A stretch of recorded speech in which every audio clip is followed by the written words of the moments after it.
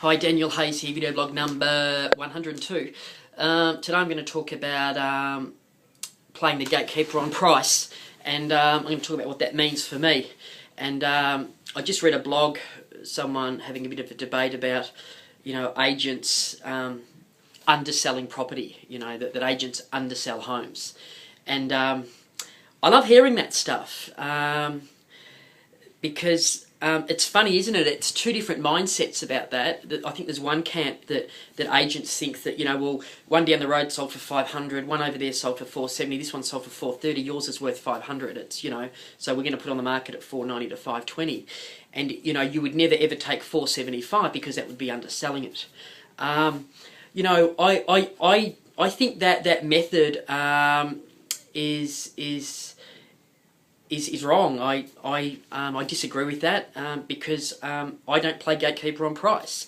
If after 6 weeks the most I've got on that property is $455,000, then my advice to the vendor would be to consider that offer. Because I would show that we've had 250 people through, we've had 3,000 internet hits, we've exhausted our database, and the value of your property at this point today is $455,000. Yep, I know that comparable sales said that it was worth between 475 and 520, whatever, but this is what you have on tap. It's up to you what you want to do. Now, I can deliver that because I didn't set it up in a stupid manner to start with. And agents use things like this, they protect their vendor's price at all costs. And I truly believe that once you get past 6 weeks on the market, you start to do damage to a property. I just believe that. Now, I know everybody's got an exception to the rule where they had a property on the market for 4 months and then they got top dollar. But generally speaking, 95% of all property, I believe, sells at the premium price, within that time frame. I'm not saying that I'd like to think that probably 80 to 90% of all our property sells without a price adjustment where we say it's going to sell. But because I think we do extra deals, it's because how we set it up. And, it isn't about playing gatekeeper. We always are using words like the market will determine the eventual sale price. With auctioning, the market will determine the sale price.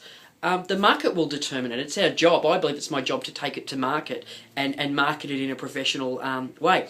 I can't believe I've always sold VPA. I've never not sold it, fully funded every campaign.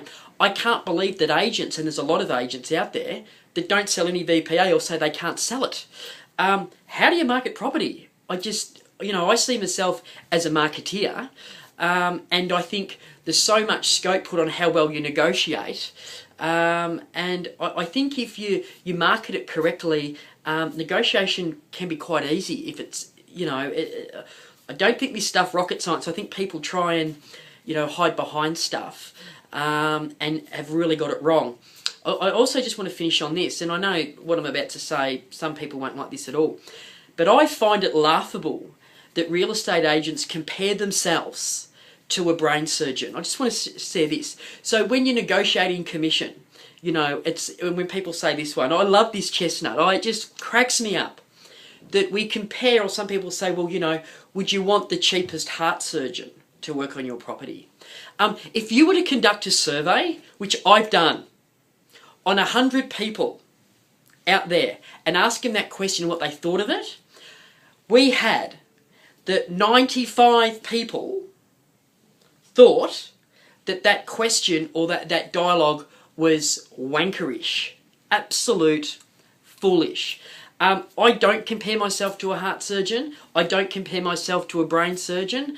I'm a guy that sells houses, and yep, sure, if you don't have some basic negotiating skills, if you don't have some basic marketing skills, if you don't have some skills to tell your vendor the truth at week 1, week 2, week 3, week 4, potentially they'll get punished on auction day or when you do put the deal together. Will it be life-changing for some people? Yes, but for the most not. That they may lose 5,000, they may lose 10,000. With the right agent, they might get an extra 5,000 or 10,000. But I don't compare it to rocket science or brain surgeon or anything like that, because I'm not. I've got an IQ of about 118 and a year 10 education, and I can do this stuff.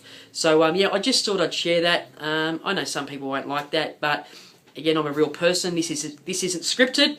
This is just my view, my opinion, and if you don't like it, I'm sorry. Don't watch the video blogs. That's the video blog for today. Thanks.